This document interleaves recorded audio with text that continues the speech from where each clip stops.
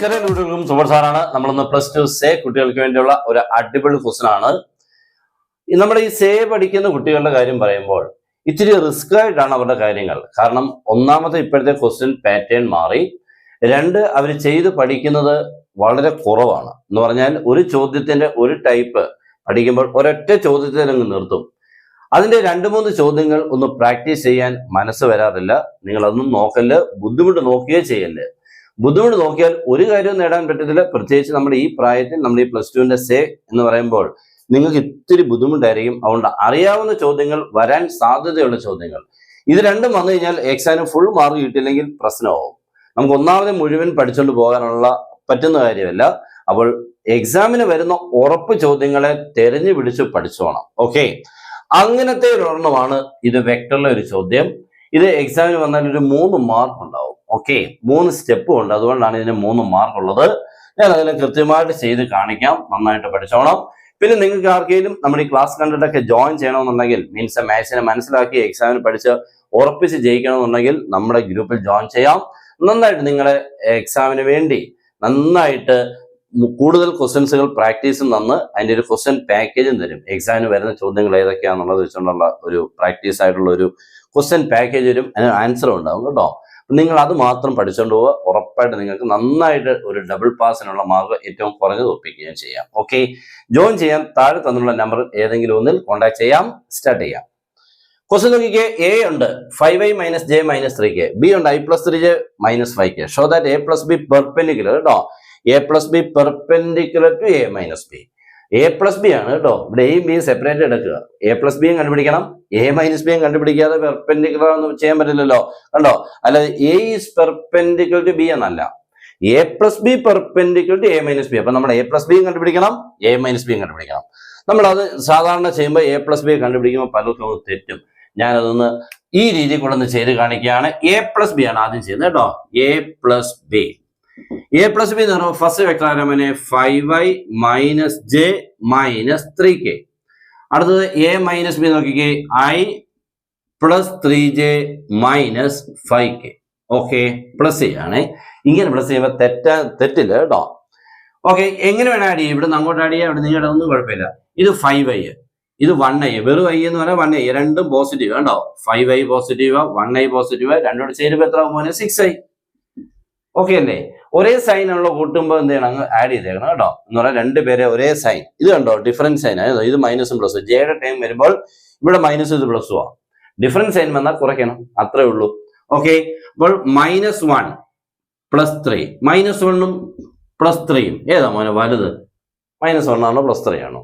3 അല്ലേ വലുത്. ഓക്കെ, അപ്പൊ 3 ആദ്യം 1 കുറയ്ക്കുമ്പോൾ 2 കിട്ടും. വലിയ നമ്പറിന്റെ സൈൻ 2 ആണ്, 3 പോസിറ്റീവ് ആണ്. അപ്പൊ അവിടെ എന്താ കിട്ടും? +2j. ഓക്കെ, അപ്പൊ -1 + 3, അല്ലെങ്കിൽ നിങ്ങൾ ഇത് കാൽക്കുലേറ്റർ അങ്ങ് ചെയ്തേക്കണം. -1 + 3. ഓക്കെ, അപ്പം +2 എന്ന് വരും, +2j. അടുത്ത രണ്ട് നോക്കിക്കാൻ പിന്നെ ഒരേ സൈന. -3k - 5k - 8k.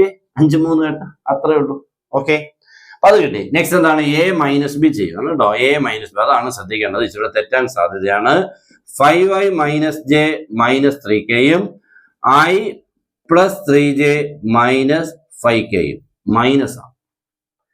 ശ്രദ്ധിച്ചിരിക്കണം, ഞാൻ ഈ പറയുന്ന പോലെ ചെയ്യണം. 5i - i, വെറും i എന്ന് പ്ലസ് ആണ്, +1i ആണ്. അപ്പം 5i നിന്നും ഒരു 1i പോയി കഴിഞ്ഞാൽ ബാക്കി എത്ര കിട്ടും മോനെ?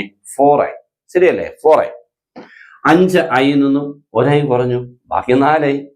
അടുത്തത് -1 ഉണ്ടോ?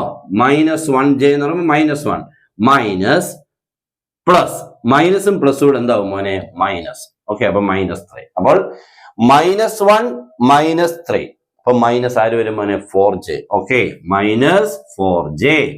അപ്പൊ അപ്പൊ നിങ്ങൾ കാൽക്കുലേറ്റ് ചെയ്യുമ്പോൾ -1 - 3 നടിക്കുമ്പോൾ നിങ്ങൾക്ക് തെറ്റാതെ -4. ചിലർക്ക് പറയും, ഓ 2 - 1 +4 ആയിരിക്കും. എന്നൊന്നും ചിന്തിക്കല്ലേ കേട്ടോ. കൂട്ടിയ ശേഷം അതേ സൈൻ കൊടുക്കണം. ഓക്കെ, അടുത്ത് നോക്കാം. -3 മൈനസ് -5. അപ്പൊ ഈ 2 മൈനസ് കൂടെ പ്ലസ് ആയിക്കൊണ്ട് -3 + 5. ഇപ്പൊ ഡിഫറൻസ് സൈനുള്ള 2 നമ്പർ അല്ലേ അവനെ? -3 and +5. അപ്പൊ എന്ത് ചെയ്യണം? കുറയ്ക്കണം. 5 ന്ന് 3 പോയാൽ 2.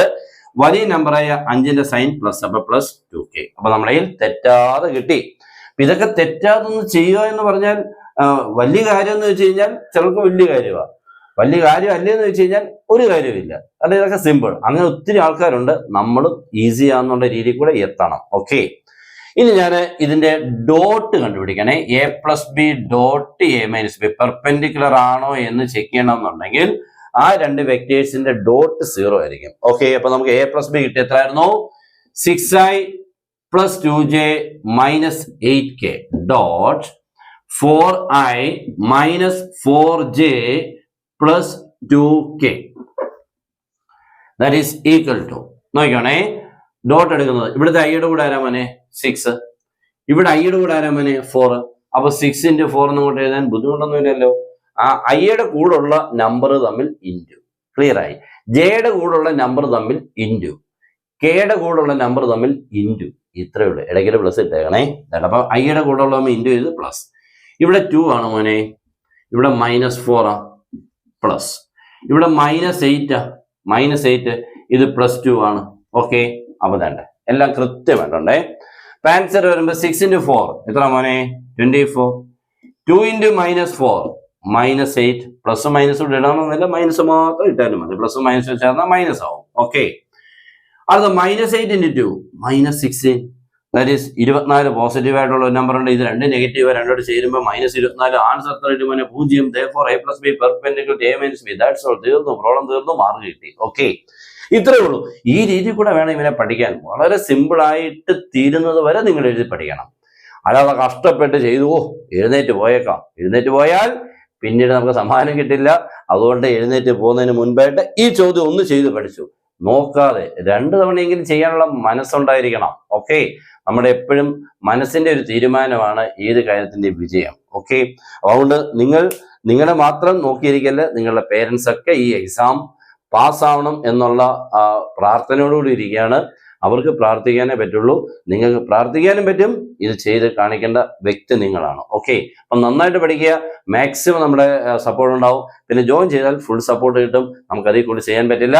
എല്ലാവരും മാക്സിമം നമ്മുടെ ചാനൽ ഫോളോ ചെയ്യുക, മാക്സിമം ഷെയർ ചെയ്യുക. Good bye.